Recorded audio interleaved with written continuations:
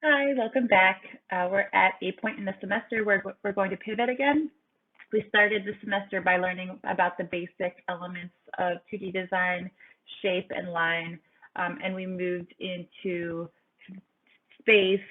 We spent the last couple of lessons on color theory, and we'll be spending the rest of the semester on composition theory. And we'll remember that composition refers to the layout and organization of the picture plane, where things are, what they are, and thinking of ways to make those choices that you've made in designing that, how they benefit or deter from getting your point of the artwork across to your viewer. Okay, so today we'll start this deep dive into composition with the idea of unity. And so I think it's a word that we kind of intuitively understand when it comes to artwork. Like with most things, the word unity refers to making the entire thing, the entire design, look like it makes sense together. So you wouldn't look at something and say, wow, that's so random. Why do they have, this thing with this thing and they look like they have nothing in common within the same piece? Not that you should always strive for unity, because if you're making an artwork that is about contrast, or about trying to make the viewer uncomfortable for some reason, depending on what your meaning is, then you might try to intentionally make the work a little bit less unified. Okay, so let's talk about strategies for unifying a piece, making it look cohesive. I'm going to switch to the next slide, and I want you to think about your initial reaction to what you see. Ready?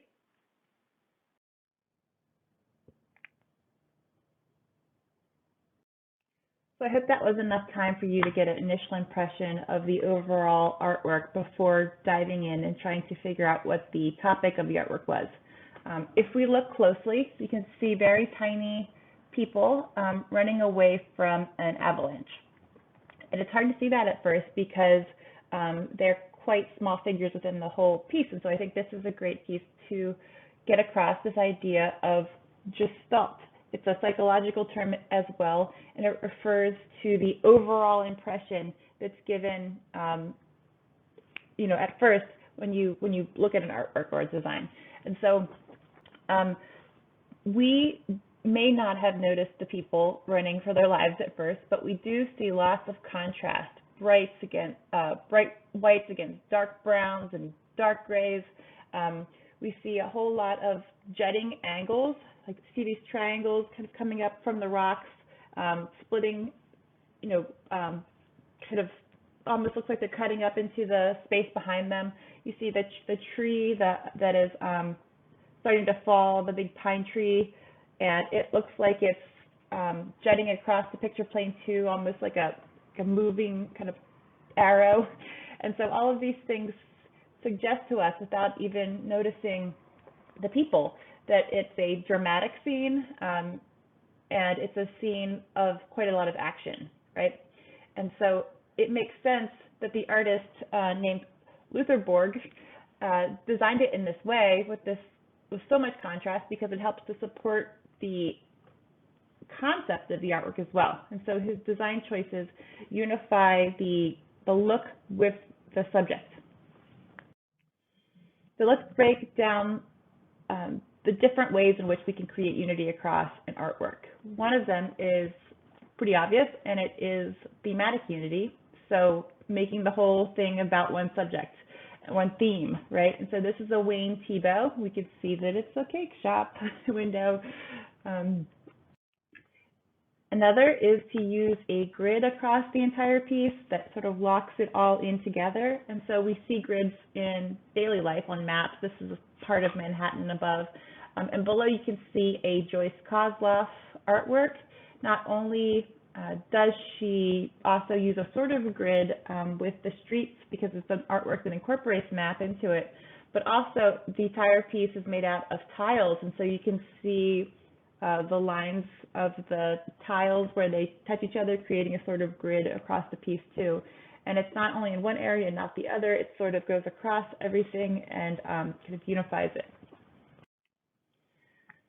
Another way to unify an artwork is to use similar colors or values or textures or something across the entire piece. And so if we look at this one, this is a photograph by the artist Deborah Perlman. She's a contemporary artist living in Brooklyn right now, and you see this certain kind of red that is warm and saturated, and almost a little bit fuchsia on her. So the girl and parts of the carousel horse, and even in the background, you can see little hints of this sort of red. Also, you see the bridge in the background, which has a desaturated kind of dark green, and then you also see that across the carousel in some places as well. And so that colors really unify this piece, I think. This is a Kandinsky, and we'll refer to this a couple of times because this relates to many of the topics we're going to be covering today. So I was just talking about how you can use something that's similar across the piece, like the color or the texture that keeps coming up in different areas of it, to unify the piece as a whole. You can also use it to help lead the eye around the picture plane. And continuation means that. When I say what is the continuation of the piece, I mean in which way does your eye move around the picture plane. And so one of the ways that the artist can direct our eyes around the composition is by using kind of something similar across it that kind of links up. And so let's say I'm noticing the orange in this first. I could look at that triangle at the top and then over to the orange circle, down to the orange rectilinear curved shape, across to the other circle, kind of back up, and there's some more oranges in there too, but it helps to bring my eye around to the things that are connected. You also see the texture of the kind of checkerboard in multiple places on here, and so I might start up with the one up here, my eye might look for all the other checkerboards to sort of connect, and it keeps my eye looking around the picture plane. Even if I'm not realizing that I'm connecting similar things, subconsciously I am, and it helps to move my eye around. You can also direct the viewer's continuation with the use of shapes and direction and placement of those shapes. And so looking at this Rubens painting, I think it's really clear that he's trying to set up a composition that will keep our eye swirling around and not go off the picture plane, right? He wants to keep us engaged. And so he's created a door on the right side. It goes down, it kind of links up with the feet of the two figures. It curls up along the sides of their bodies up to the older woman and the man looking down. And then it might not have gone back over, but because of that, he added this piece of material at the top, right? You see this purple piece of drapery over top of the bed that pulls our eye back over to the door, and then that whole kind of, not exactly a circle, but that whole circular sort of motion of our eye continues on again because of the shapes and the placement. This piece, although it has similar colors all across, like we talked about before, has no continuation. What I mean by that is I talked about continuation being the way that the eye moves around. The eye doesn't go in any particular angle or direction here. It just sort of lands everywhere because the whole piece is kind of even all throughout. There's no differentiation that would help to move our eye, and the colors, because they're the same everywhere, they don't link up in an obvious way. They're just sort of all over the place. And this is called a crystallographic composition. So something like a pattern should be a crystallographic composition because if it's shown flatly, because it's the same everywhere. But if you think about something like a Jackson Pollock painting too, that also has a crystallographic composition. And it's crystallographic compositions tend to create a sense of kind of flatness of the surface and reduce the sense of kind of a three-dimensional depth to it. But it also kind of doesn't let us know where to rest the eye exactly. Okay, what about continuation here? So I talked before about how you do get a sense of the eye kind of moving around and staying in the picture plane because he spread commonalities across the picture plane in a way that would force our eyes to link them, right? But on the other hand, Kandinsky in this piece does not use a very clear sort of shape setup. You know how in the Rubens it was clear the curvature within the shapes within the picture plane? With this one, he has a big X right in the middle of it. And so something, do you see this X right in the middle of the picture plane? Something like that would make our eyes kind of shoot right off of the canvas. And I think part of the reason that he did this is because he uses so many other things to unify the piece. And we'll talk about a few more of the tricks that he used to unify this piece coming forward. But he also probably wanted to vary it a little bit. If you use every single trick in the book to unify a piece, it's going to maybe look a little bit boring. And so he's mixing, I thought in my opinion, he's mixing things up a little bit here by putting a big bold X in the middle that should lead our eyes off of the picture plane. So we've been talking so far about how to unify an artwork as a whole, but now I want to talk about how to unify certain parts in the picture plane with each other.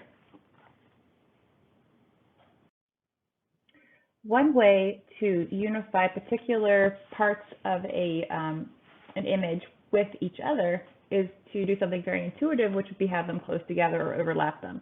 So this is a Mickalene Thomas photo collage, and you can see that in her work, the three women clearly are meant to go together. Not only are they overlapping, but they're facing, they look like they were facing each other until they started facing us. The flowers in the bouquet look like they kind of go together on the right, and there's a group of flowers on the left too that seem like they go together because they're in a bundle, they're in a bunch. So here's another piece that has a very similar composition by Manet, and we can see three people facing each other, and she's looking at us, but the other two aren't. But it's very clear that the other woman is not part of what is being linked up here. She might have been part of the overall group of the picnickers, but she is kind of an independent body doing her own thing at the moment, whereas the other three clearly seem to be linked still in this very moment of the scene because of the way that they overlap. Here is a piece by Deborah Perlman. We saw her with the carousel earlier. This is another piece of hers called Two Marys, which obviously has some symbolic meanings within the idea of Christianity. But I'm showing this here because I think this is another great example of linking the two figures. I mean, and this is another one that's pretty clear because they're the only two things in the picture plane besides the grass, the surface upon which they are. But I think the way that they're linked up in this sort of play where the one seems to be kind of aiding the other, links them more in an emotional way too that also helps to further the meaning of the work. And we're back to Kandinsky again to introduce the idea of combining. Combining is another way to link particular parts of a picture plane with each other, not necessarily with the whole, but with their the things with which you want to identify them. And so I think a great way to think about combining is when you have maybe you're studying or you're writing an essay and you're highlighting things in your book in order to remember what's important. And let's say you have a couple of different highlighters and you highlight all the things that seem to relate to one argument in one color, all the things that relate to a different argument in another color, and maybe however many colors you want to use. But that is an example of combining, which refers to using some kind of outside element to link things. And so you are linking the important ideas across the page in a way that the person who published the page didn't necessarily intend. And an artist can link things within the picture plane based on external elements that sort of surround them, okay? So for example, we intuitively see the things that are on the far left, sort of low down inside that kite shape.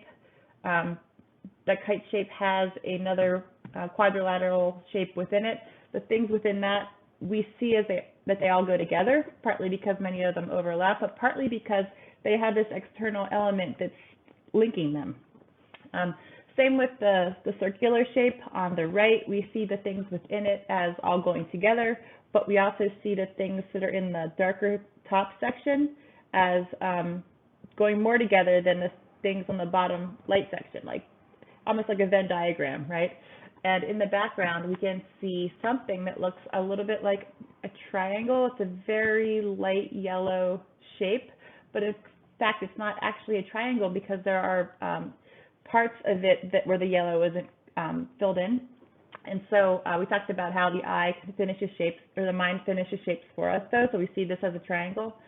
And so we see the things that are within it as being linked to each other, too, in a way that we might not if none of these overarching shapes were behind the shapes that are within them. So let's go back to this Mickalene Thomas example again, and she also uses this idea of combining. You can see the blue, the kind of light but fairly saturated blue color that goes around the edge of the collage, but it also shows up within the figures of the collage. And so if you see the farthest left figure, there is a blue wrapping around her hair, and then that goes over the middle figure's hair, down her arm, up the next woman's arm, around her hair, down her arm, and then you also see it on her underside where her legs are. And so it's kind of drawing a line around them to keep them together in a way in our minds. And you might not have noticed that when you first saw the piece, but intuitively it affects the way that we see it, and it makes them seem even more linked as a unit than they would otherwise. Now, I would encourage you to pause me, read through these, and remind yourself of what they mean, just to make sure that you remember, and rewatch any parts that you might have forgotten. Or if you have any questions, certainly get back to me. We will get into the homework now. So pause me and read this. Okay, you're back, hopefully. What I want you to do for this is to create a 2-page spread. Now, this could be, an illustration of like a children's book. It could be, an illustration of your own poetry. It could be a 2-page ad, something you see in a magazine. It could be 2 pages of a brochure. It just has to be 2 pages that look like they go together and are about like one topic. Okay, so if you're planning to have a wedding, if somebody's getting married, you could have a 2-page spread that would be like the inside of the invitation, something like that. This is a project where I want you to try to think of something that you might actually use in the future, or something that you find really fun, because it's a little bit more of a complicated technical project. And so try to think of ways to make it really fun for yourself. Something I didn't mention earlier about grids when we briefly touched on those is that there's this idea of alignment within a grid, and this will be something that will be very helpful for you in your 2-page spread. Looking at this 2-page spread, for example, we've got the grid where it clearly connects things by columns, and of course there's other things too, like the colors that are across that help to move our eye around, see the blue does. But another thing in here that makes this a really successful 2-page spread is this idea of alignment across the grid. And so it's very subtle and maybe not that noticeable, but there are 2 very bold elements within this. It's the man with the guitar and the black box with white text in it. And the reason that those are so bold is that they break the rules that otherwise exist within this. The man with the guitar, his image goes behind the text in the next column, right? There's some overlapping happening there. And the black box with the white text, it goes into the space of the other columns. So it also breaks into the other columns. It doesn't go behind them, but it does push them out further, doesn't it? And so those are the 2 things that break the rules that have been set up within the overall structure of this grid. But the alignment is very subtle. You will note that the man and the text box are not right next to each other across, are they? They don't align across the grid, but they do align in a way because the very bottom of the text box and the very top of the photograph are on the exact same axis of that. And so again, what I'm saying here is the bottom edge of the text box and the top edge of the photograph are exactly on the same horizontal axis. And so that helps to unify this piece across 2 pages, even though it's so subtle. So here's a professional, this is not something a student made or anything, this is a professional example of a 2-page spread. I noticed it has thematic unity, of course, because it's all about surfing. It also has great chosen colors and shapes in the background. It completely makes sense that it has blue because that makes us think of water and the ocean. It makes sense that there's a diagonal within the blue background on the left page, on the right side and bottom of the left page, because that not only sort of looks like the stripes of a wave, but we remember the diagonal refers to movement to us, right? And it gives us the idea of movement, and this is certainly a very active sort of sport. It also makes sense the typefaces that they use. You know, they're sans serif, they're not super fancy, very easy to read, so they look contemporary. And then the one in the upper left, the one that actually says Surf Station and has the logo of the surf shop, it has that sort of surfy looking typeface too. And so I think overall I'm seeing very good unity across this piece. Also note that the top of the bottom right photograph is in alignment with if you go across the top of it across the 2 pages, you get to the thing that says surfboards, and then it has that horizontal line. And so they line up as well. And so that helps to create this unity across the 2 pages. Now, something to keep in mind when you're designing a 2-page spread, and this is another professional one, is that you don't want to have anything really important at the edges, like text, because it could get cut off, you know, when it's being printed. Also, you need a little visual space at the edges. So you'll notice the special section in the upper right, not right against the edge. You know, also same with the text that's farthest on the left, not right against the edge. But the most important thing to keep in mind is that with a 2-page spread, it's actually physically folded when it's in use. And so not only do you have to leave a little bit of space on not important things at the edges, but you also need to leave more space in the middle, you know, because the whole thing is going to get folded in, and so you'll get to see less of it. And so you have to leave even more space down the dividing line, all right? So you'll note that there's a fish that goes across the dividing line of these 2 pages. But I don't think that's a problem here because the fish, if it was folded in, it would just look a little bit thinner. It's not like the face of the fish or the tail of the fish, you know, that the fin of the back of the fish are going to be over the fold. It's not going to be an important identifying part. It's just going to be some of the middle of it. And so I think it would still really work. Okay, so again, here we see lots of space around the edges. We see that her hair touches the edge, but that's okay, at the very upper edge, but that's okay because if her hair were to get cropped off a little bit, it would still, you know, be the same photograph. It's not going to make a big difference. One thing that I find interesting about this one is that her hand is right by the fold. And so I'm interested to see how this would look if it were actually, you know, opened and glued in a magazine.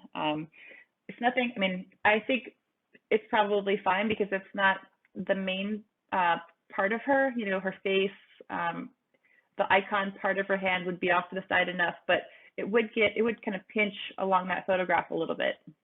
I like the way that her arm overlaps her name.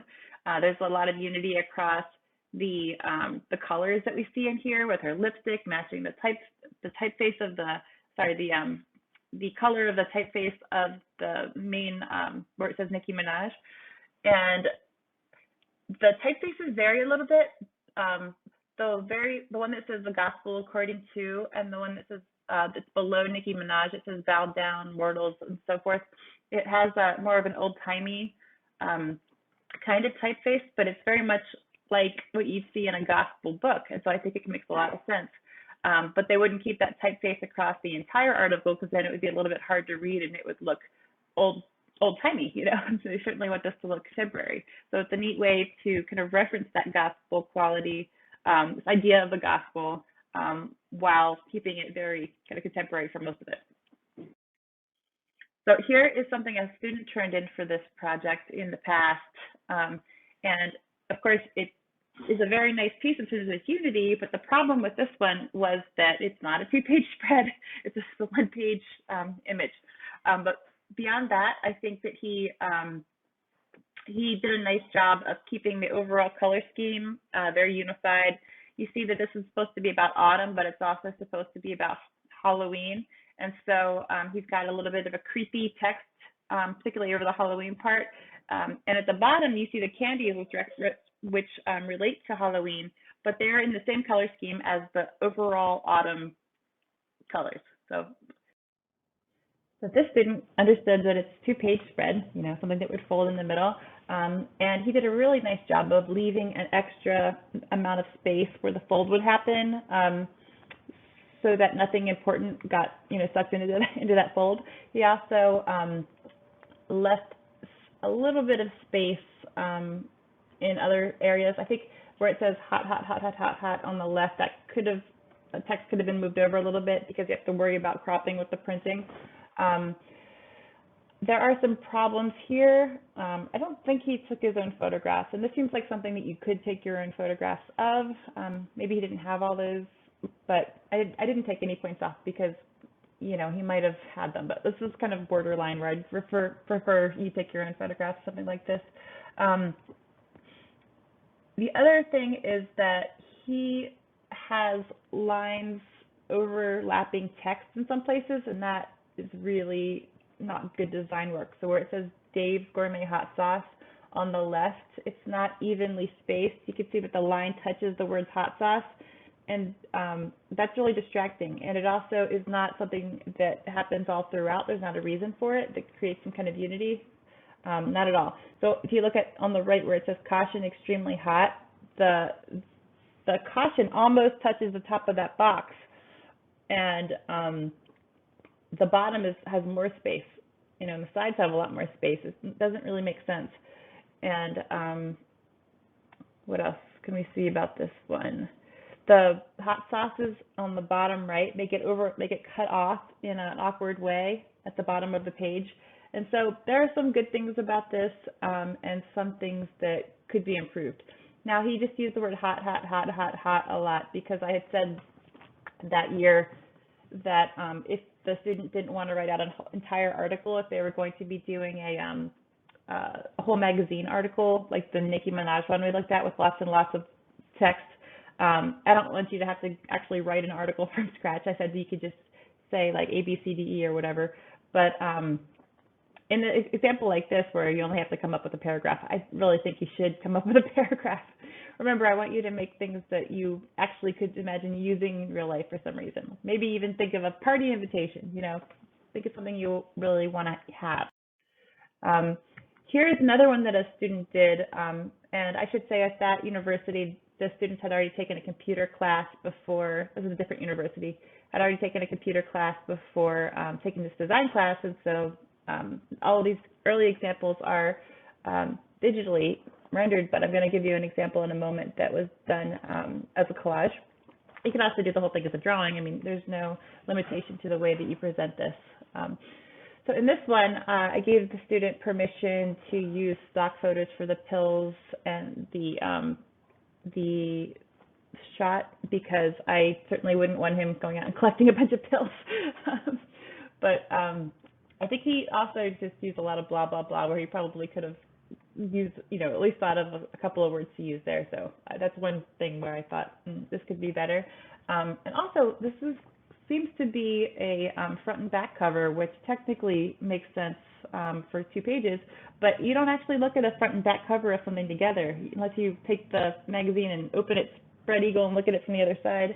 And the reason I say that is because it has the barcode on the bottom left, and I think it was very clever of him to put that barcode in there, but it's not necessary. But things that I think are really great about this piece, he leaves space in the middle, right, for the fold.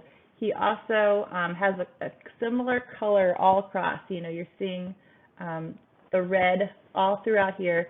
And you notice that the pills and the syringe have a bit of a yellowish tone, kind of a muted yellow tone. And you also see that where it says, is this finally a reality? And you see it on the other page where it says what and when, right?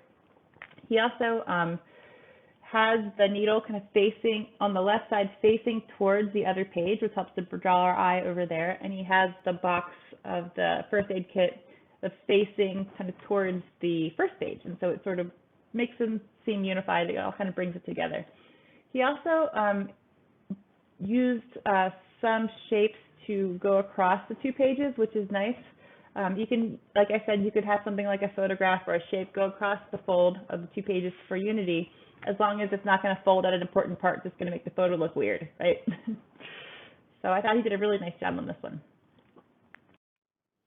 And here's one that a student turned in a few years ago, where she decided to make an illustration, two-page illustration that would, ultimately perhaps become a larger poem book of her own poetry. So she already had poetry. And so this is partly collaged. She had some vintage floral paper, and so she kind of photographed it and desaturated it and put it into Word, I believe, and then added a border and then printed it off with her poems typed into it. And so it started off with just kind of the background and the words, and then she collaged the paper itself at its full saturation on. She collaged on the little page numbers 13 and 14. She collaged the car and the she cut out around some of the, here, let me draw on here so you can see what I'm saying. You'll note that this is a cutout of this paper over here. So she had like more than one sheet of this paper, so she was able to create this sort of floral look all across. Now over here on the right where it says continued, the figure is a drawing, the bench is a photograph, and those are all collaged on top of more of that photo paper.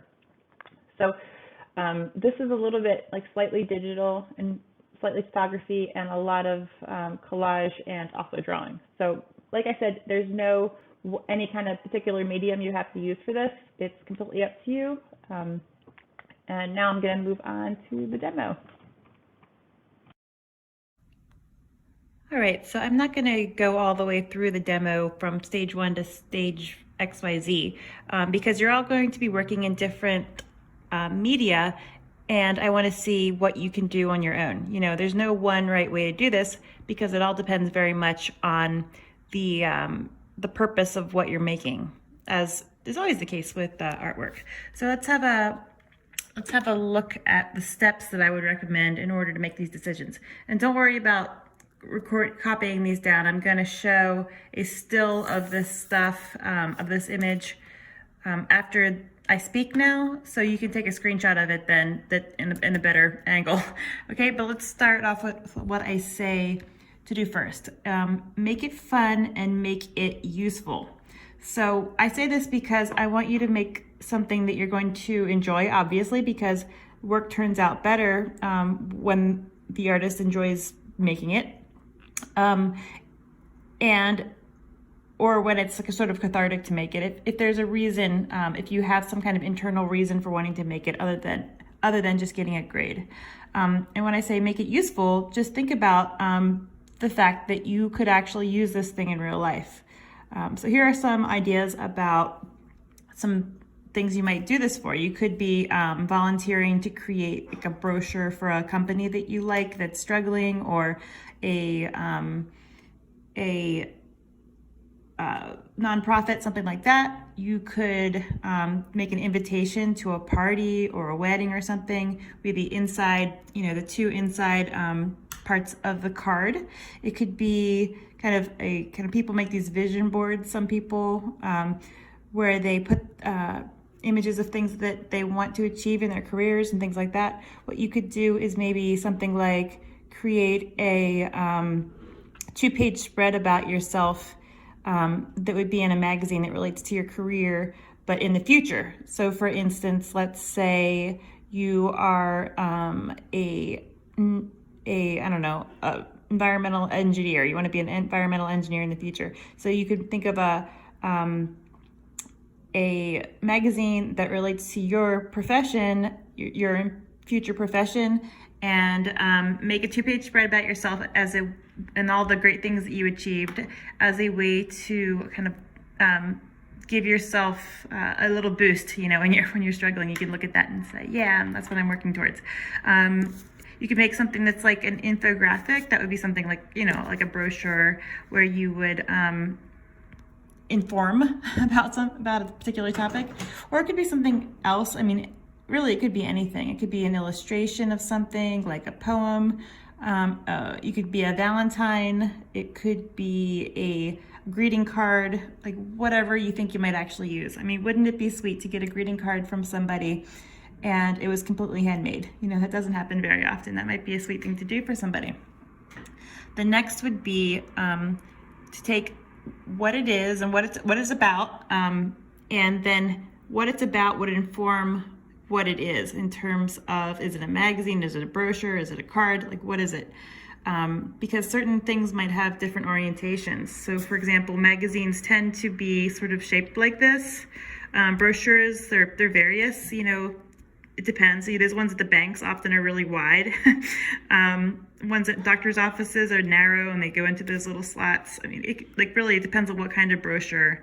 And let's say you're doing something like a card, well then you might have some kind of creative orientation where you actually cut the paper into a certain shape, right? You've all seen like Easter cards shaped like eggs, you know, or Valentine's cards shaped like hearts. So, you know, it might change. What it is will definitely change the orientation, affect that. And then, of course, I always say to do research. So you're going to want to think about print sizes that are available if this is digital, or even if it's something that you're making by hand. And it's, let's say you're making an invitation to a party by hand, but you don't want to just have one invitation. You're not going to invite just one person. So you could always make it by hand, but then scan it. And so you want to go online and see what print sizes are available from companies that print cards, you know.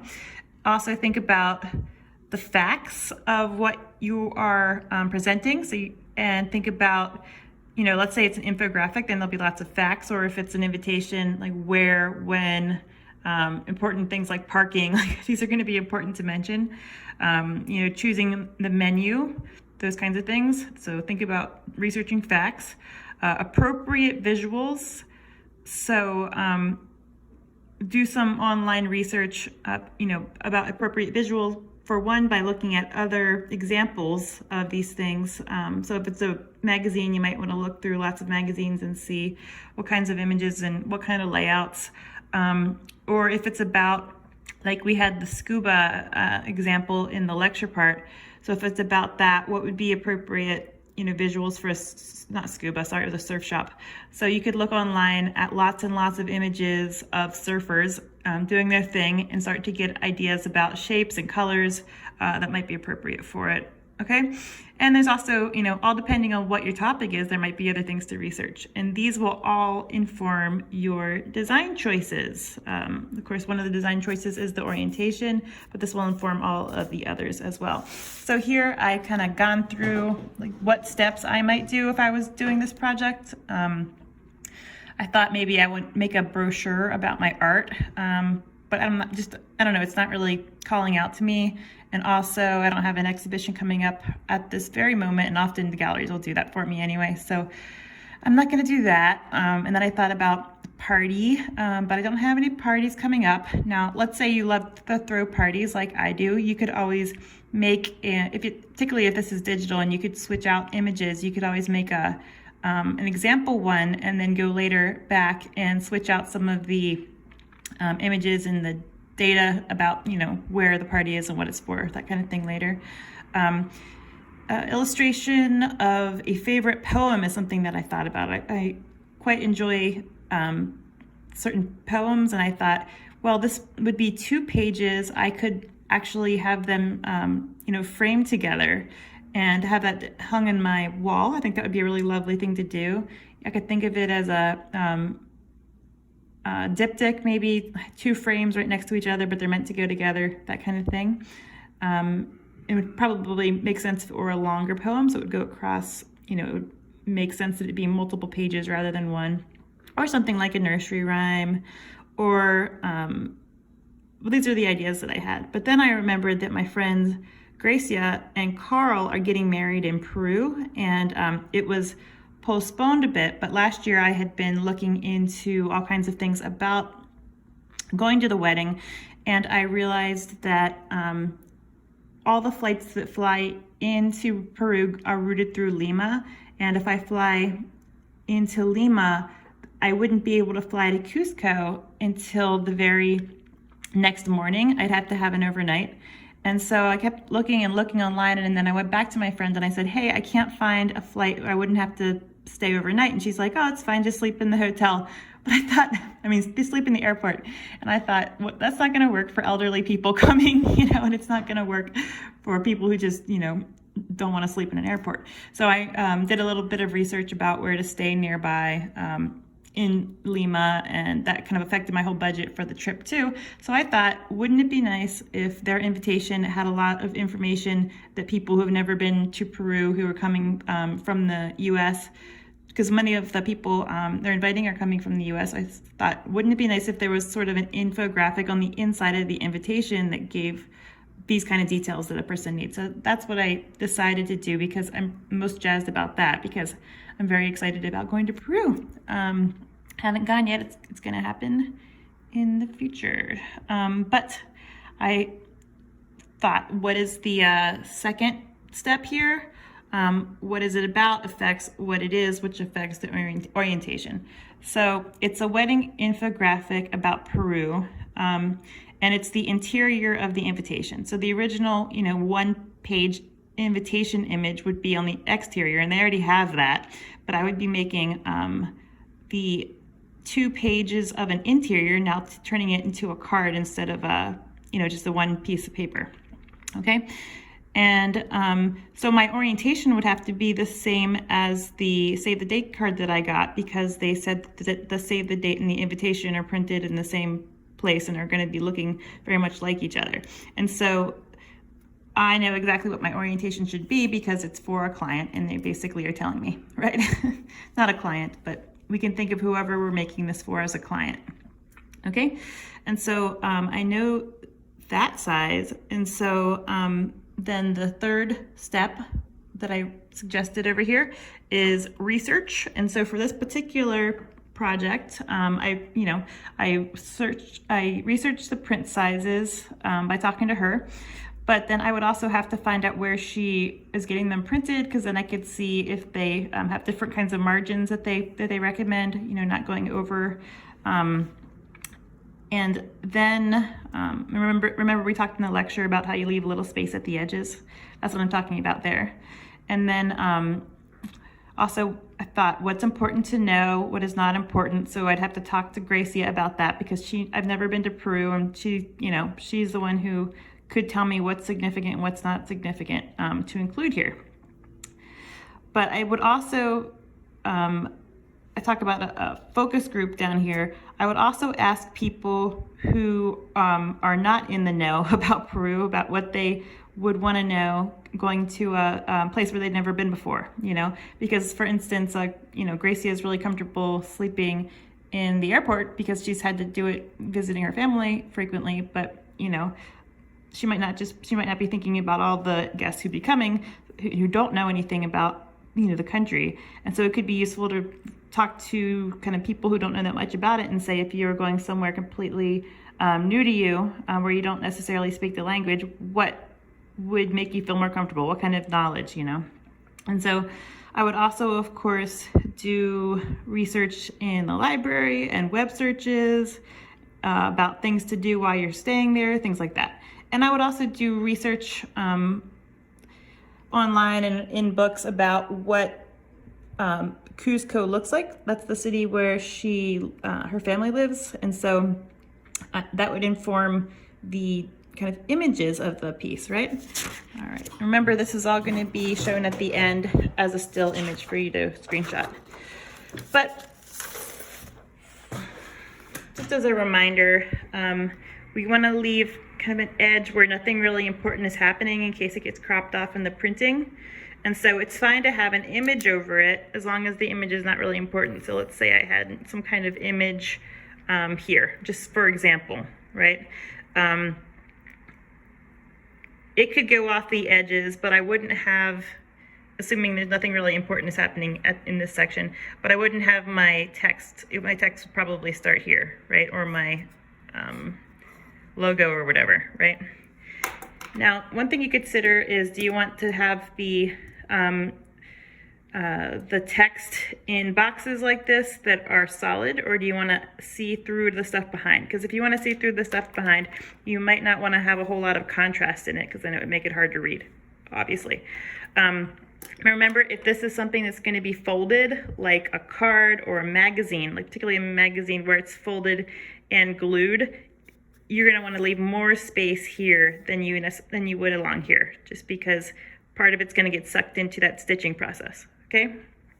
Also, look at examples, other people's examples, to just get some general kind of design ideas for your layout. Now, something to think about would be how many sections, and so do you need in here? And so for mine, I was thinking I would like to have a section. Of course, this would all depend on what my research came up with, but I think something that I might want to include would be the whole, like a section about the Lima layover and like nearby hotels to stay, and then of course Machu Picchu is near Cuzco, one of the wonders of the world, and so a lot of guests, I assume, would want to go to Machu Picchu. So I thought there might be a little section on that and how to get there. I thought, what about stuff about the wedding, and customs, Peruvian customs at weddings that people should be helpful if they understood. Maybe a section about the couple, maybe one about accommodations in cars, and kind of customs in general. So obviously that is way too much to fit on here. So then you'd have to narrow it down. But these are two of the things that you think are most essential for guests to know. But then once you decide how many sections you're going to have, then you will be able to start to lay this out, and not before then, because let's say you lay the whole thing out with 3 sections, and then you realize you need 5 sections in here instead. That would you'd have to undo all this work that you've done in your design. Something else that's very important to remember when designing this 2-page spread is that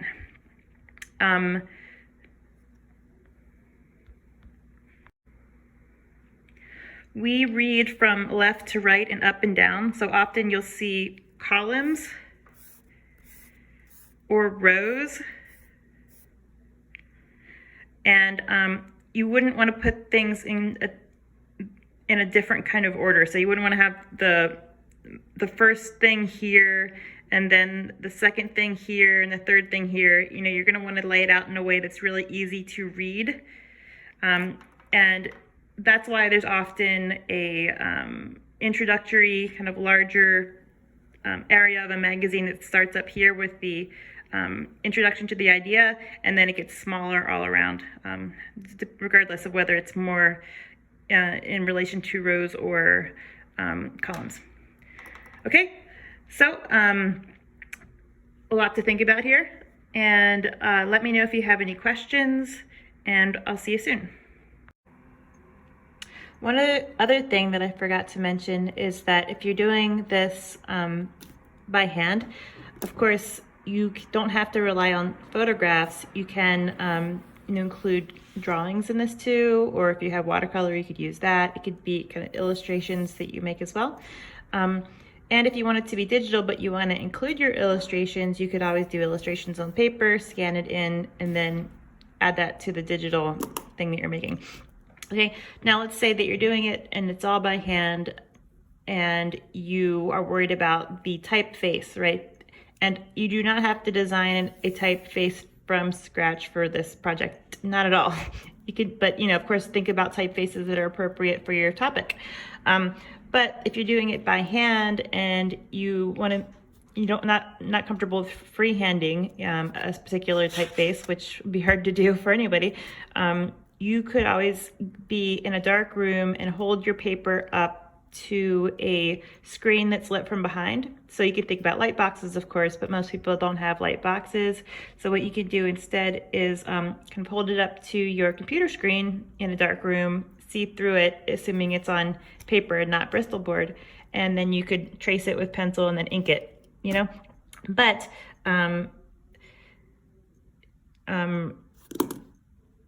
what was I going to say?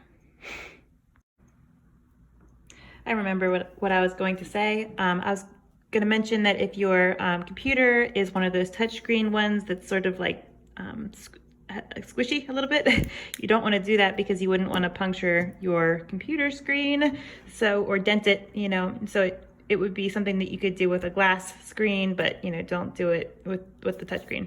And also, if you're making this on computers, make sure to use 300 DPI.